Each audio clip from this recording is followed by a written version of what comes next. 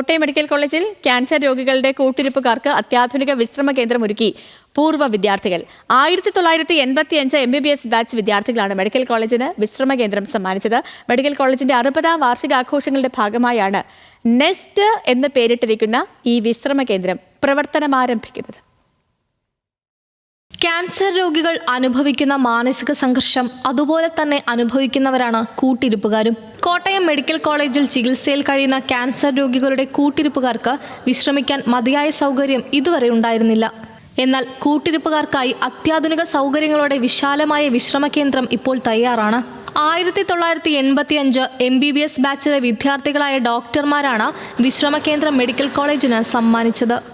ഞങ്ങൾ കോട്ടയം മെഡിക്കൽ കോളേജിൻ്റെ 1985 batch students ആണ്. കോട്ടയം മെഡിക്കൽ കോളേജിൻ്റെ ഡയമണ്ട് ജൂബിലിയുടെ ഭാഗമായിട്ട് വിവിധ പ്രോജക്റ്റുകൾ വിവിധ ബാച്ചുകൾ എടുക്കുന്നുണ്ടായിരുന്നു.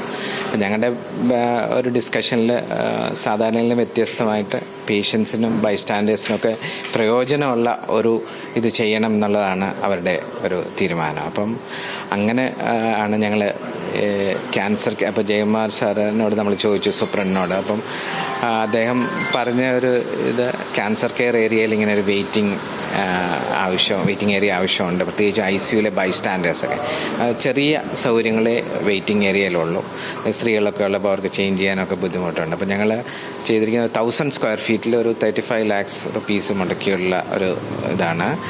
ബാച്ചിലെ 80ഓളം പേർ നൽകിയ 35 ലക്ഷം രൂപ മുടക്കിയാണ് വിശ്രമ കേന്ദ്രം ഒരുക്കിയത്.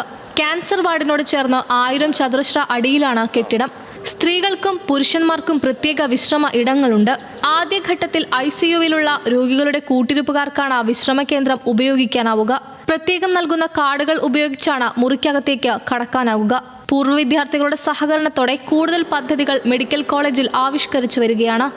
ന്യൂസ് മലയാളം, കോട്ടയം.